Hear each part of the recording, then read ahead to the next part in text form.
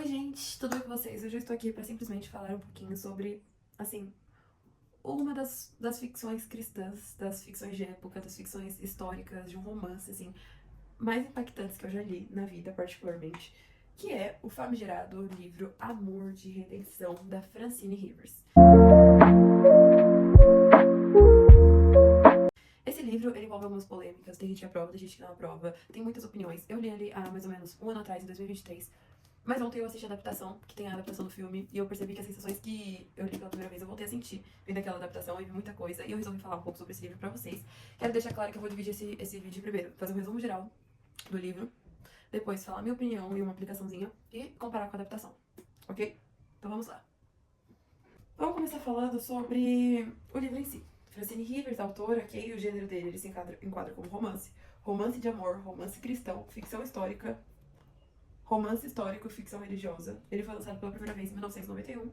E basicamente ele se passa na Califórnia no ano de 1850, naquela época que tava tendo aquela corrida do ouro. E nós temos aqui a personagem principal, que é a Angel. O nome dela é Angel. Ela é uma prostituta que é a mais bonita, ela tipo assim, é a mais desejada, a de mais luxo que existe lá no bordel. E o bordel que ela está se chama Palácio. E a dona do bordel é a duquesa, ela é uma mulher assim que explora muito as meninas que trabalham lá, porque elas trabalham muito e não recebem quase nada, na verdade não recebem nada, todo o pó de ouro é dado pra duquesa, e a duquesa, enquanto isso, tipo, tá comendo as melhores coisas e vivendo do melhor jeito. E assim, gente, eu já quero deixar claro que vocês estão vendo que tudo isso se passa em um bordel, então muitos tópicos sensíveis são abordados aqui. E o livro em si, ele começa contando da Angel quando ela era uma criança. Porque na verdade o nome dela não é Angel, é Sarah. Angel é o nome que deram pra ela depois que ela virou prostituta. Mas a Sarah, ela é uma menina que tem uma mãe muito religiosa, só que a mãe dela acabou tendo ela com um homem que era casado. E elas são muito pobres, elas vivem assim na margem da sociedade, e a mãe dela basicamente tem que se vender pra conseguir sustentar a filha. Lembra bastante um pouco assim essa pegada dos Miseráveis do Victor Hugo, sabe? Quando você tá lendo o começo. Só que a mãe dela vem adoecer e morre. E a Sarah, que é a Angel, acaba sendo vendida, né? Ela é vendida pra um cara chamado Duke, que era dono de um bordel muito chique, quando ela tinha 8 anos, só que ela acaba sendo vítima de. Eu não posso falar, senão vai cair o vídeo, mas ela acaba sofrendo, ela é machucada por esse homem. E a partir desse momento ela se torna uma prostituta e com 17 anos ela consegue fugir desse lugar. Só que acontece um monte de coisa, ela vai parar em Paradise. Em Paradise é onde ela vem pra todo esse contexto que eu falei pra vocês. Que ela entra em um bordel lá chamado Palace, que é o palácio, e a dona do bordel, que explora as meninas, é a duquesa. E em meio a essa situação, ela é uma menina fria, uma menina machucada, uma menina que não tem mais esperança, né, pra viver, porque ela já, assim, sofreu tudo que existe de pior na Terra, digamos assim. Nessa situação, aparece um cara chamado Michael Ozea. Esse cara, ele simplesmente é um fazendeiro, super do bem, assim, super digno, honrado. E além disso tudo, ele é cristão, ele pede a Deus uma esposa, ele espera em Deus. E Deus manda ele se casar com essa prostituta, então ele paga pra ir ver ela, só que só pra conversar, e fala que vai tirar ela de lá a todo custo. E ela não aceita, ela não acredita, ela debocha da cara dele. Mas acontece toda uma situação lá onde ela é espancada e tem muitas coisas, assim, gente, não vou contar todos os detalhes, porque o livro é muito grande. O livro tem, inclusive, 462 páginas, tipo, quase 500 páginas. Mas, assim, por toda uma situação, ela acaba se casando com ele pra poder sair de lá, porque era o único jeito, já que ela vivia presa e ela sofreu um monte de coisa. E nisso que ela se casa com ele leva ela pra fazenda, ele dignifica a vida dela, dá ela um sentido pra viver, dá todo um propósito, só que, e cuida dela e ama ela, só que ela, particularmente, não entende por que tanto amor, ela não entende isso, ela não se acha merecedora, ela acha que ele tá errando em estar com ela, principalmente quando eles conhecem uma família chamada Altman, que é uma família, assim, bem boazinha também, a vibe do Michael, fazendeiros, cristãos, de boa com a vida.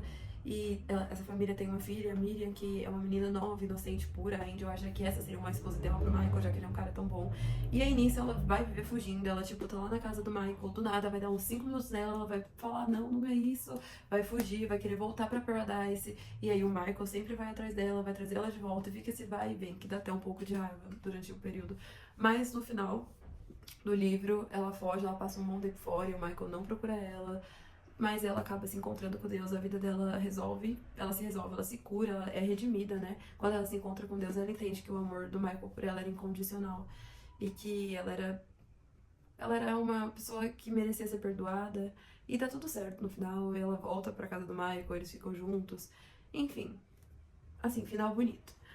E essa é basicamente a história. A trama vai girar em torno disso, e aí tem essa família, né, os Altmans, que vão ficar um pouco com eles, e aí vai ter um pouco da trama dessa família também, do Paul, que é o cunhado do Michael, sendo que a irmã dele morreu, que era a Tess. Então vai aparecer algumas pessoas durante esse caminho, mas o enredo principal vai girar em torno da Angel e do relacionamento dela com o Michael.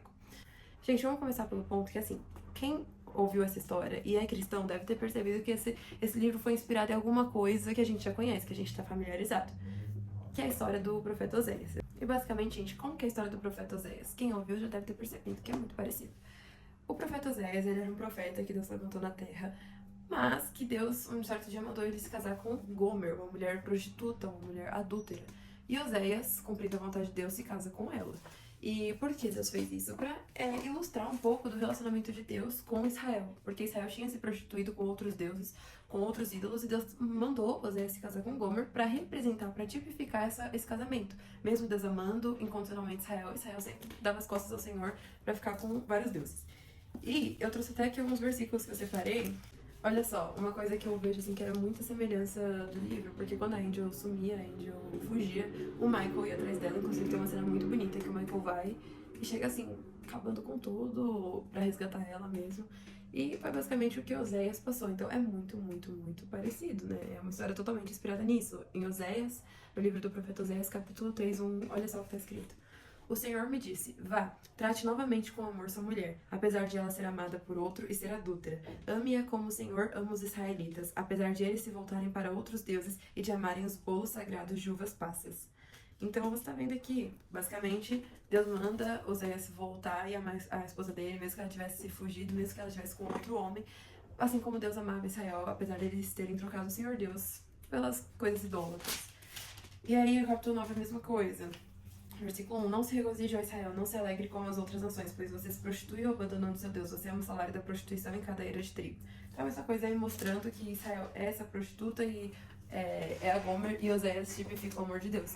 Então, a gente pode falar que o amor de redenção é inspirado no livro de Oséias, que é o casamento de um profeta com uma prostituta. E o livro de Oséias e a história de Oséias é basicamente uma tipificação do amor de Deus pelo seu povo Israel. Então, é uma tipificação da tipificação da tipificação.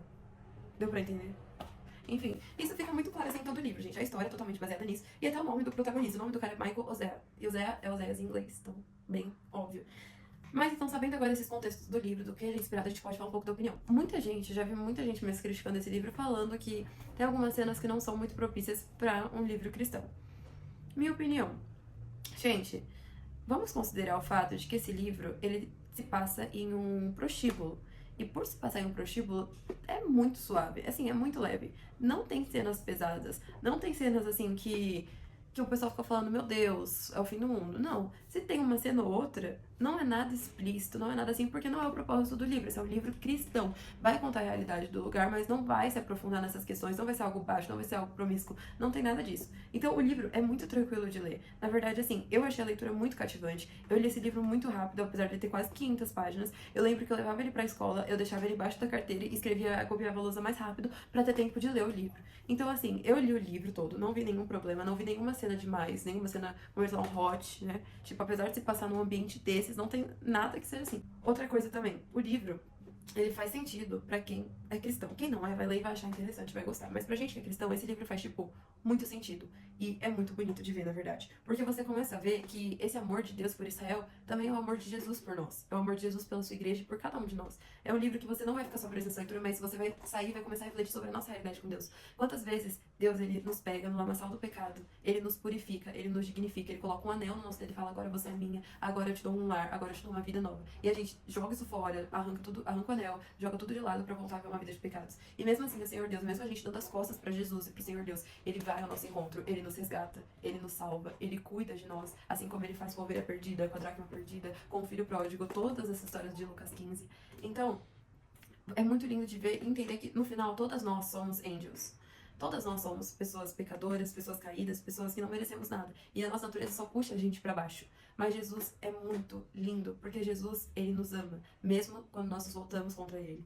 E ele morreu na cruz por nós, sabendo, ele nos comprou, mesmo sabendo que a gente muitas vezes pecaria contra ele, muitas vezes a gente não entenderia o amor incondicional dele. E eu vejo que a Angel é essa pessoa, é esse pecador que todos nós somos. Porque às vezes a gente não entende como que Jesus pode nos amar tanto. A gente não entende por que ele nos perdoa, porque ele é tão bom com a gente quando nós não merecemos nada. E a gente tem dificuldade de aceitar esse amor muitas vezes, porque a gente ainda se culpa pelos nossos erros. Quando na verdade o que Deus quer de nós é que nós aceitemos a vida nova que ele tem a nos oferecer. Que nós aceitemos o plano que ele tem para as nossas vidas e deixemos todo pecado e todas as coisas que nos afastam dele para trás, no passado. E não nos martirizemos mais por isso. Porque Jesus veio para nos libertar. Quem recusa é o adversário, não o Senhor Jesus. Então, é um livro assim que me fez pensar muito sobre isso. Eu até separei um versículo porque o Michael, ele pagou com alto preço a Angel de ouro. Ele levava muito ouro para encontrar com ela e até na hora que ele foi levar ela para casar, ele pagou em ouro. E olha só que coisa maravilhosa que está escrito no livro de 1 Pedro, capítulo 1, versículo 18. Sabendo que não foi com coisas corruptíveis, como prata ou ouro, que fostes resgatados da vossa vã maneira de viver, que por tradição recebestes dos vossos pais. Agora o 19. Mas com o precioso sangue de Cristo, como de um cordeiro imaculado e incontaminado. Então a Angel, ela foi paga pelo Michael, ela foi comprada pelo Michael com ouro, e custou muito. Mas nós somos custeados, nós somos comprados por algo mais precioso do que o ouro, do que a prata. Foi pelo sangue do próprio Filho de Deus, do próprio Deus, de Jesus Cristo. Então é muito lindo a gente ver esse paralelo de como o amor de Deus por nós é incondicional, do quanto ele nos pega no lamaçal do pecado, nos redime, e o quanto ele nos faz novas criaturas. E outro versículo que tem até no livro, no capítulo 31, porque no início de cada capítulo eles colocam uma frase, um versículo, assim. No capítulo 31 tá Isaías 43:1, que eu acho muito lindo, que diz assim: E, entretanto, eis o que diz o Senhor que te criou, ó Jacó, que te formou, ó Israel. Não temas, porque eu te remi e te chamei pelo teu nome, tu és meu. E assim como o Senhor Deus falou isso para Israel, o povo dele, ele fala isso para a igreja. Ele nos comprou por preço preciosíssimo. Ele nos pagou na cruz do Calvário, mesmo sabendo que a gente iria fugir dele, mesmo sabendo que a gente iria dar as costas, mesmo sabendo que a gente não entenderia o amor dele, não seria digno, não caberia, não compreenderia, mesmo ele sabendo tudo de errado que a gente já fez, que a gente faz todos os dias. Todos os dias. Ele nos amou e ele pagou um preço muito grande por nós. Então, quando você entende isso, quando você crê que Jesus é redentor da humanidade, ler esse livro faz todo sentido, porque você percebe a grandiosidade de Deus pelo seu povo. Enfim, gente, ai, eu me emocionei, muito lindo. Enfim, então essa assim a opinião que eu tenho. Eu não acho que tenha nada disso que as pessoas falam, que algumas pessoas falam, ai, pesado. Não, gente. Na verdade, isso daqui é um livro que tem assuntos sensíveis, tópicos seríssimos. O propósito desse livro não é somente abordar esses tópicos pra criticar ou pra mostrar, mas pra comparar o amor de Jesus, o amor de Deus pela igreja, o amor de Deus por Israel também. Então, é uma outra pegada e eu acho que não é coerente falar isso. Certo, gente, agora indo pra última parte, eu vou falar da adaptação que eu assisti ontem. Ela chegou na Netflix recentemente, O Amor de Redenção. Eu nunca tinha assistido. E assim, gente, vamos começar aqui. O leitor nunca fica satisfeito com a adaptação de filme. Mas é totalmente compreensível. Eu ia falar entendível, meu Deus do céu. Compreensível. Porque assim, gente, um livro de 462 páginas ser transformado em um filme de 2 horas e 14 minutos é muito, muito difícil. Vamos combinar? Porque assim, aqui tem muitos detalhes. O filme, eles tentaram trazer todos os eventos principais. E realmente, você vê a maioria dos eventos assim, mais marcantes, coisas que depois de um ano ainda estavam vivas na minha cabeça e eu vi naquele filme. Só que, com essa dificuldade de trazer tudo, porque é um filme, acaba se perdendo alguns detalhes que eu considero muito importantes. E eu vou citar 3, não tem spoiler. Eu acho que tudo isso daqui foi um grande spoiler, não sei. Mas enfim, spoiler.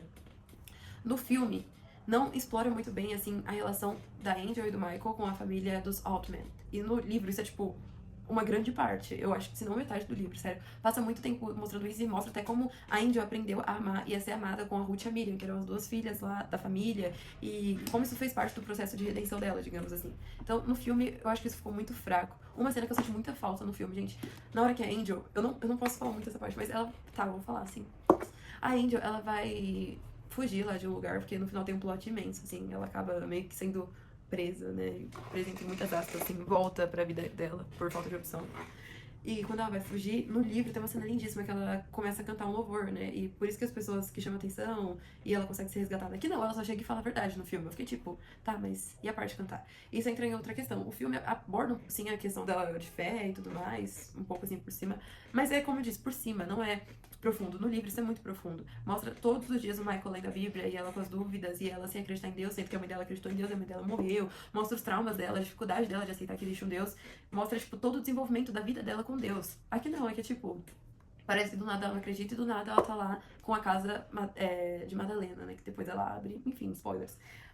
Então você fica tipo, tá faltando alguma coisa. No livro, não. No livro mostra todo o processo dela, gente, pra confiar em Deus, pra acreditar. E essa cena que ela canta no livro e não no filme é, assim, essencial, é crucial pra você entender esse processo de fé dela. Então isso é uma coisa que eu senti falta também. Eu senti que o filme, no começo, ele ficou muito legal até, tipo, tava mostrando os eventos, os principais. Mas no final, a partir do momento que apareceu a família dos Altman, começou a correr muito. E, tipo, só cortava cenas e pá, pá, pá, pá. E, assim, eu acho que não teve uma boa coesão. Se fosse um texto, eu falaria que não teve uma boa coesão, que é aquela questão de juntar as partes, de costurar. Eu achei que só ficou jogado lá e correndo e tudo mais. Isso eu senti muita falta no filme. Aí eu sim, eu já vi pessoas falando das cenas do filme, que aí podem ser cenas mais fortes. O que eu achei, particularmente? Gente, é um filme pra 16 anos. Eu achei a classificação indicativa justa.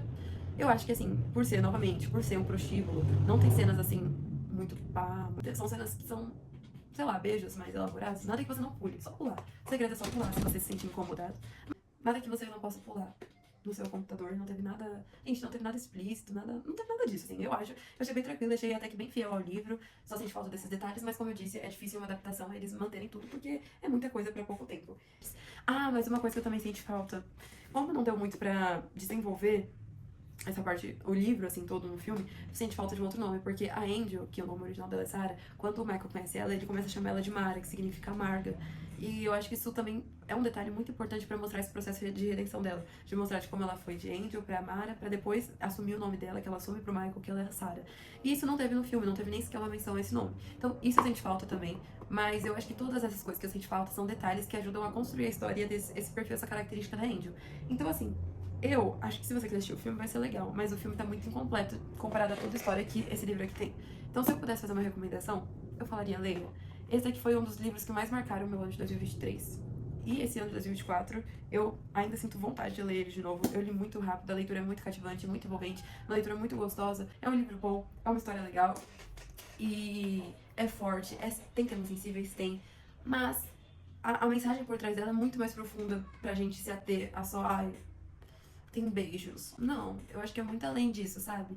Então, eu acho que se você lê isso daqui e você é uma pessoa, principalmente se você é uma pessoa cristã, você vai captar a essência disso. E se você não é, tente ler esse livro olhando como se você fosse a Angel e o Michael fosse Deus. Eu acho que isso vai clarear muito, assim, os seus horizontes. Uma adaptação que agora saiu na Netflix. Essa daqui. Gente, legal. Legal se você já leu o livro, mas não completa, não perfeita, porque acho que a única adaptaçãozinha que mais chegou perto da perfeição, na minha humilde opinião, foi a de Orgulho e Preconceito, que foi de 2006, eu acho. Mas foi bem legal e foi bem fiel ao livro. Enfim, gente, é isso. Esse foi o vídeo de hoje. Eu li Amor de Atenção, assisti o filme, pensei sobre Amor de Atenção. Beijo pra vocês. Tchau!